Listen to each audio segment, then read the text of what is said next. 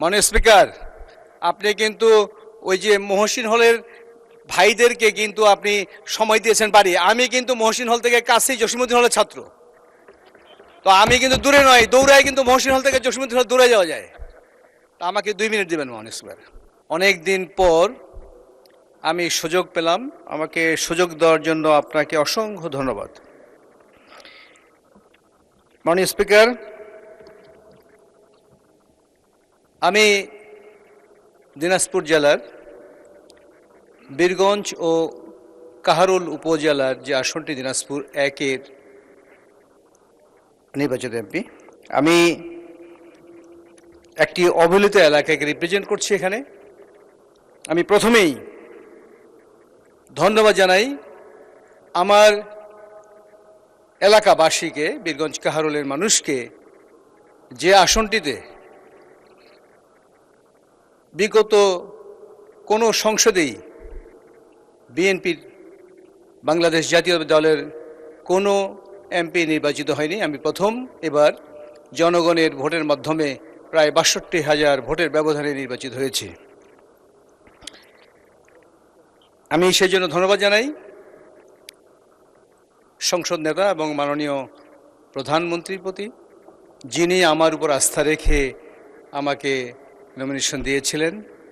আমি ধন্যবাদ জানাই আমার প্রিয় নেতা বিএনপির সম্মানীয় মহাসচিব মির্জা ফখরুল ইসলাম আলমগীর স্যারের প্রতি।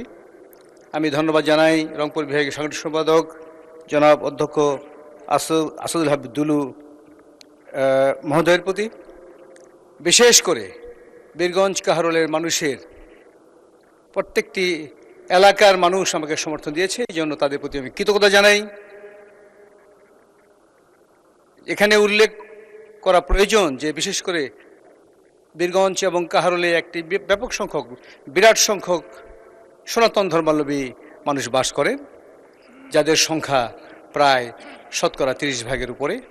তারা নিরঙ্কুশভাবে আমাকে সমর্থন দিয়েছেন। এই সমর্থনের কথা আমি মনে রাখব, আমি তাদের প্রতি কৃতজ্ঞতা প্রকাশ করছি। মাননীয় স্পিকার, বীরগঞ্জ কাহারোল একটি অনুন্নত জায়গা, অনুন্নত এলাকা, কৃষি প্রধান। এখানে কোনো শিল্প কারখানা নেই। এখানকার মানুষ শুধু কৃষির উপরে নির্ভরশীল বললেই বলা চলে। অর্থনৈতিক উন্নতির সাথে এখানকার মানুষের যে বিষয়টি প্রধান, সেটি হলো কৃষি। যখন কৃষির উৎপাদন হয়, মানুষ যখন কৃষি থেকে তার পণ্য বিক্রি করে যখন সে ভালো দাম পায়, তখন সেখানের অর্থনৈতিক উন্নতি আমরা দেখতে পাই। কাজেই এই কৃষি প্রধান এলাকাকে যেইভাবে গুরুত্ব দেওয়া উচিত, সেইভাবে আসলে তারা গুরুত্ব পাচ্ছে না। আমি এই এলাকার বিভিন্ন সমস্যা নিয়ে কথা বলতে চাই। মূলত আমাদের এলাকায় 2টি হাসপাতাল আছে, যেটি একটি বিরাট ইস্যু, যে এই হাসপাতাল বীরগঞ্জে আছে 50 শয্যার এবং কাহারোলে আছে 30 শয্যার। এই হাসপাতাল দুটিকে মিনিমাম 150 শয্যা এবং 100 শয্যায় রূপান্তর করা খুবই প্রয়োজন। এটা জনগণের দাবি। এই নির্বাচনের আগে মানুষের দাবি ছিল এবং এই দাবির প্রেক্ষিতে আমি প্রতিশ্রুতি দিয়েছিলাম যে যদি তারা নির্বাচনে আমাকে নির্বাচিত করে ভোট দিয়ে, তাহলে আমি সংসদে এই কথাটা তুলব। মাননীয় স্বাস্থ্যমন্ত্রীর প্রতি দৃষ্টি আকর্ষণ করে বলতে চাই, এই 2টি হাসপাতাল যেন 150 এবং 100 শয্যায় রূপান্তরের ব্যবস্থা নেন। এটা কোনো গতানুগতিক আলোচনা নয়, জাস্ট ধন্যবাদ প্রস্তাবের প্রতি দাঁড়ালাম আর বক্তব্য দিলাম আর শুনে গেলেন, এটা না।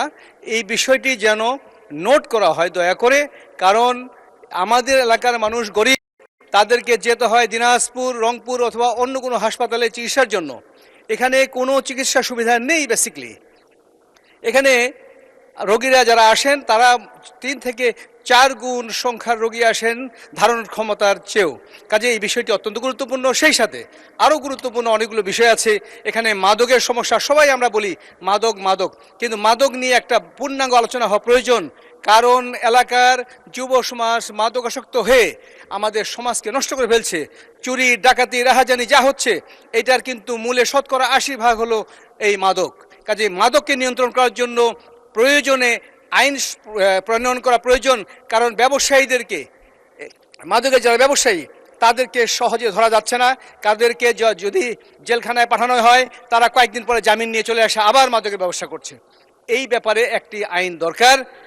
আমাদের আরও যে সমস্যাগুলো আছে সেটা হলো যে কাহারোলকে উপজেলায় রূপান্তর করার জন্য আমি মাননীয় প্রধানমন্ত্রী যখন কাহারোলে যান 16ই মার্চ খাল খনন কর্মসূচিতে, সেখানে আমি দাবি দিয়েছিলাম কাহারোল উপজেলাকে যেন এখানে পৌরসভায় পরিণত করা হয়, পৌরসভা ঘোষণা করা হয়।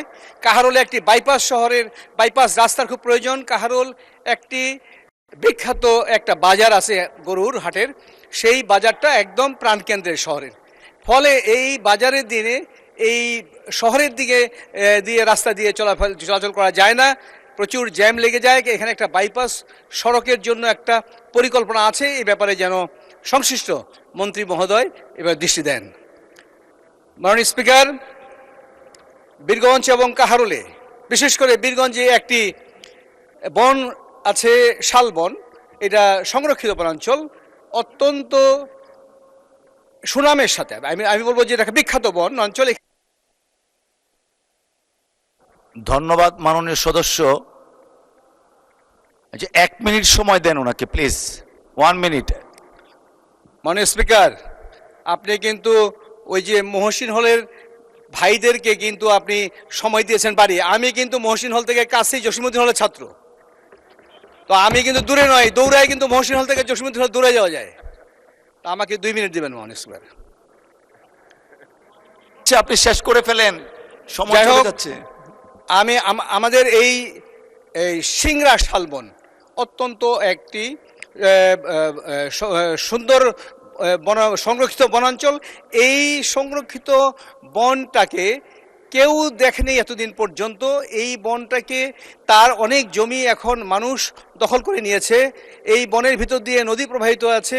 এইটাকে যদি সুদৃষ্টি দেওয়া হয়, বিশেষ করে আমি মাননীয় সংশ্লিষ্ট মন্ত্রীকে দৃষ্টি আকর্ষণ করছি, এই বনাঞ্চলকে রক্ষা করা অত্যন্ত প্রয়োজন। সেই সাথে আরও একটি বন আছে বীরগঞ্জের মধ্যে। ধন্যবাদ মাননীয় সদস্য।